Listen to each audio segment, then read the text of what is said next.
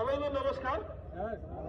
हामी पछिल्लो अपडेट यहाँहरूलाई जानकारी गराउँदैछौँ। हालसम्म जम्मा गणना भएको मत संख्या 15,413। हालसम्म कुल जम्मा गणना मत संख्या 15,413। यसमा बदर संख्या 427 र जम्मा सदरमत 14,986। जम्मा सदरमत 14,986 र यसमा मैले अब पार्टीगत रूपमा यहाँहरूलाई जानकारी गराउँदैछु।